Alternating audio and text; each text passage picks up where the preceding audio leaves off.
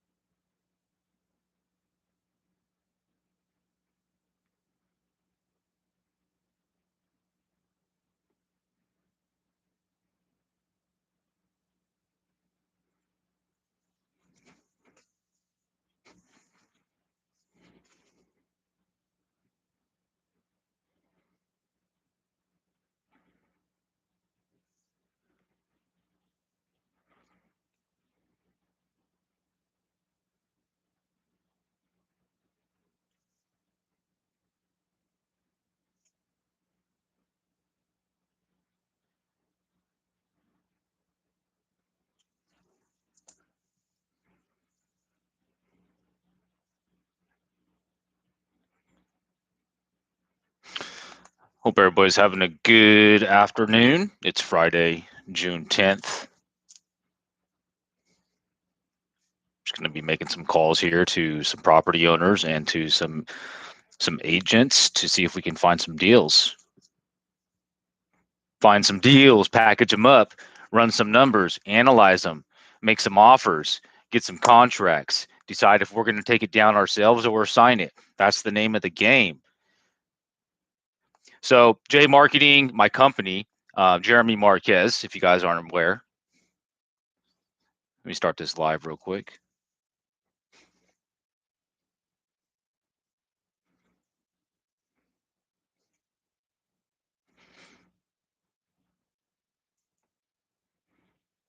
It all starts with dials, guys. It all starts with dials.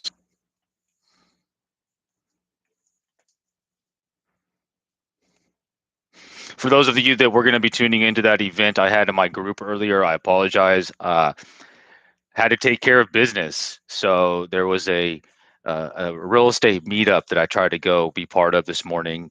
And unfortunately, I wasn't very punctual. So we can talk about that another time.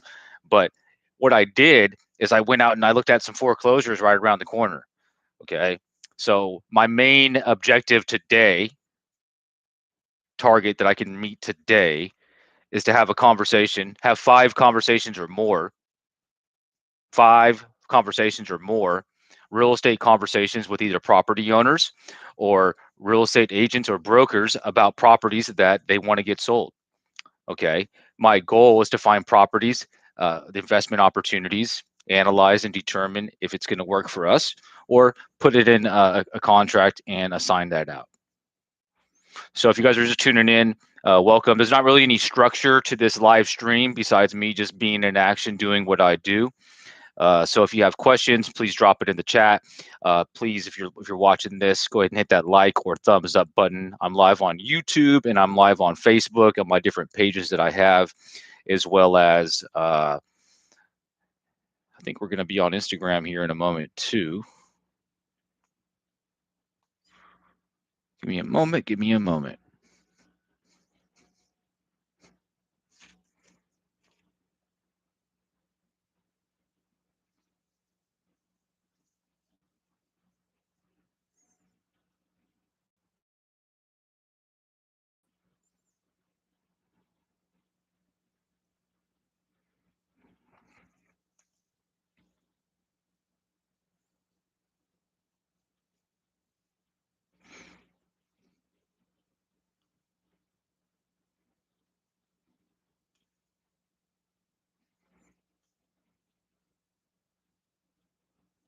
So I'll tell you guys a little bit of a story while I get this set up. When I was a kid, my parents were not very well off. Before I was born, before I was born, my parents moved from Iowa to California. Okay. This was in 1980 or so, 1979, 1980. Now, my father's from California. My mother's from Iowa. That's a whole nother story. Uh, but I'm telling the story of one of the motivating factors of why I'm in real estate and why I'm venturing to start buying property for investment purposes, and why that's where I am right now. Okay. So there's some motivating factors. There's some macro motivating factors as a whole. There's some personal experience factors, such as my parents losing their home back in the early 2000s. There's some bigger macro stuff like motivating factors to help with housing in our communities, to help the homeless and other demographics.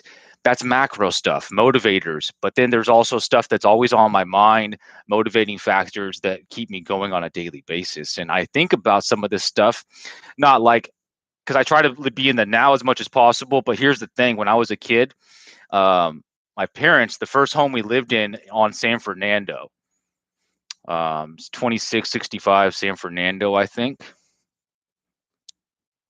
I remember when I was a little kid that wasn't our house, that we rented from a family friend, that was their home, and my parents paid them some money for us to live there. That's what I knew about that situation. When my parents decided to move from Midwest to California to restart, my father reached out to a childhood friend that he had that lived in this area, Sacramento region, Manuel, and he had some properties that he inherited. Well, his parents weren't dead yet, but he had some properties in his family that they were managing some rentals. Okay, 2665 is one of those, and at the time, I don't know the scenario, but Manuel made it possible for my dad and my mom and my older sister Stacy to move in. Um, so they had a place to go to, and that was their foundation. They didn't have income in place. They knew that they could find work in their related fields. Um, so they knew that they had that foundation that they can build from there, right? A roof. So that was it. They moved from California, from Iowa to California before I was born. We lived in this home in the neighbor area. It's called Curtis Park. Okay.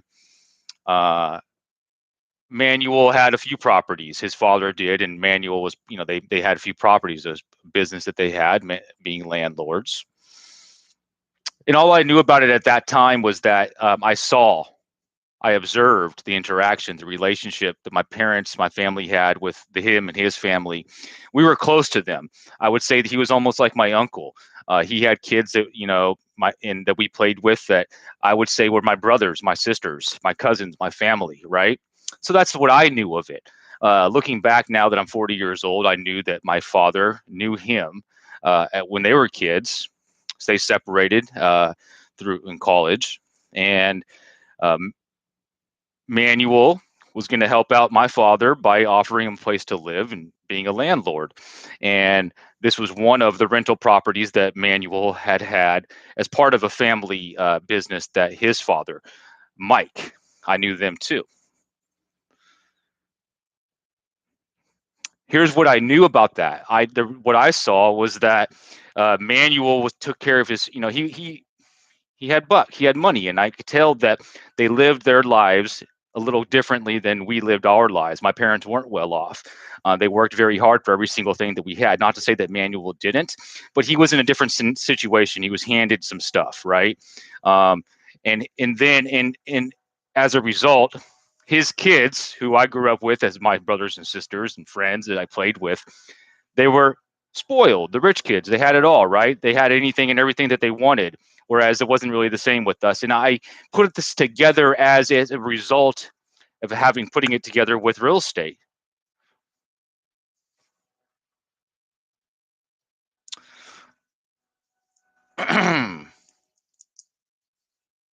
So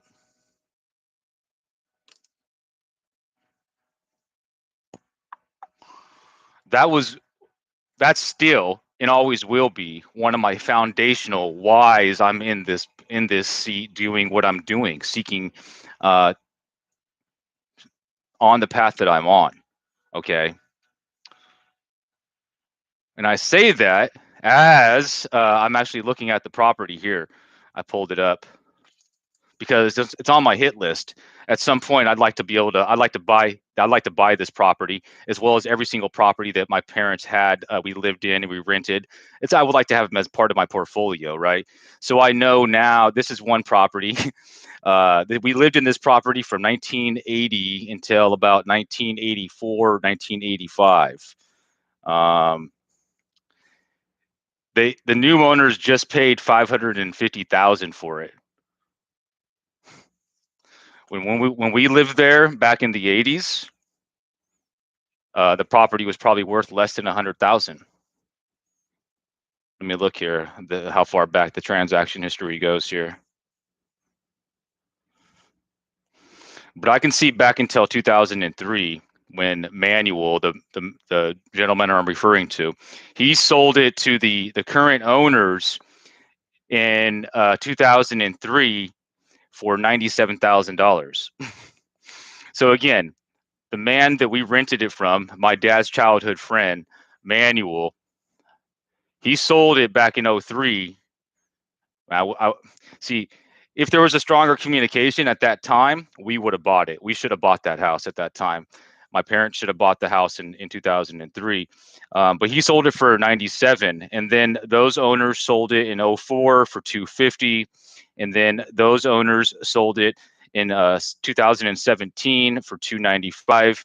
And then they held it until just this last year, and they sold it for 550. So they made over 200,000 this last time. And this in California, that's how it is. This is just going to keep going up, guys. This is a 2-bedroom, 1-bath, 900 square feet.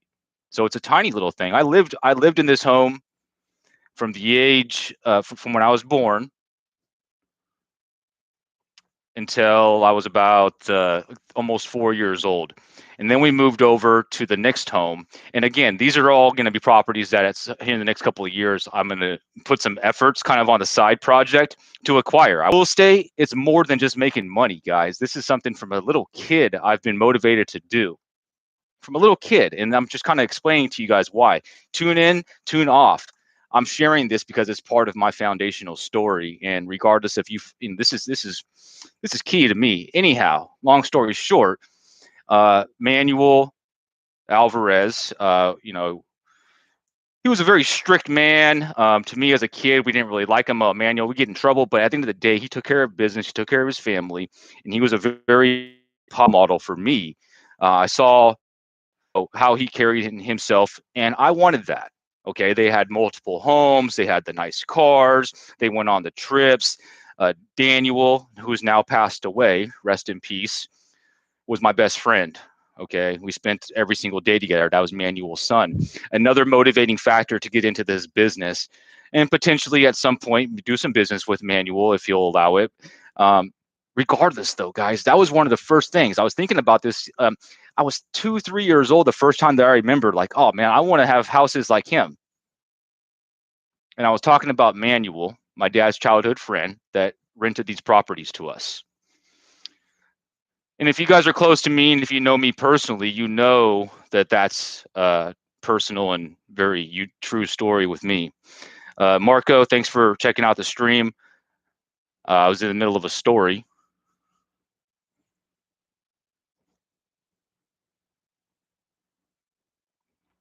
So when we moved out of that house, we moved over to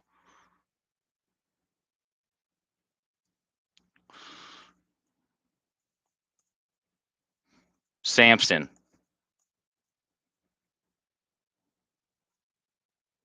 Okay, we lived over here from like the age of 3 to about 9.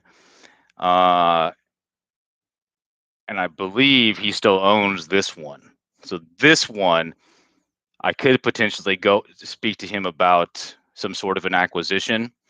And what I'm thinking about is somewhere that my mom and dad and sister could potentially live in. We buy it, they live in it.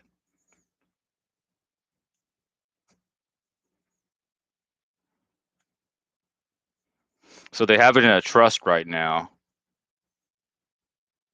When I went by the other day, there was a lockbox on it. I think they're going to be doing something with it. Shit. It's listed right now.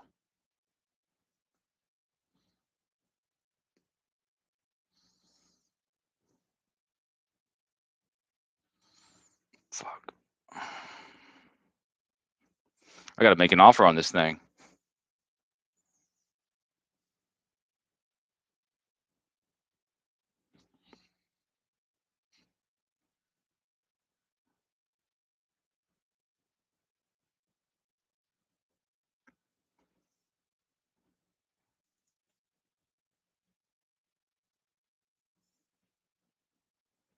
Wouldn't that be neat? Let me see here.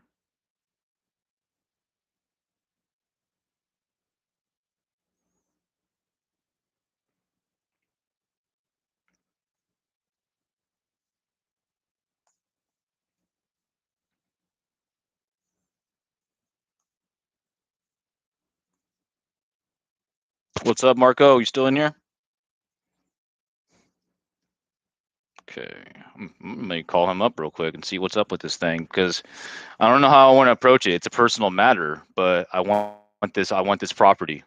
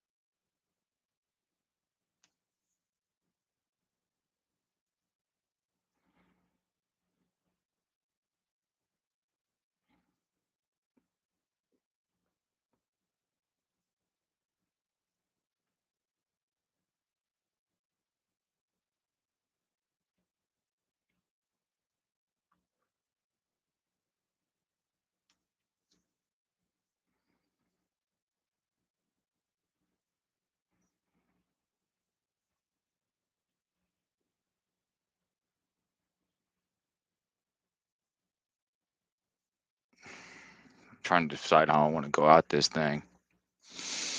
So we lived over here. When we lived there was a pool. He filled the pool in a couple years ago, but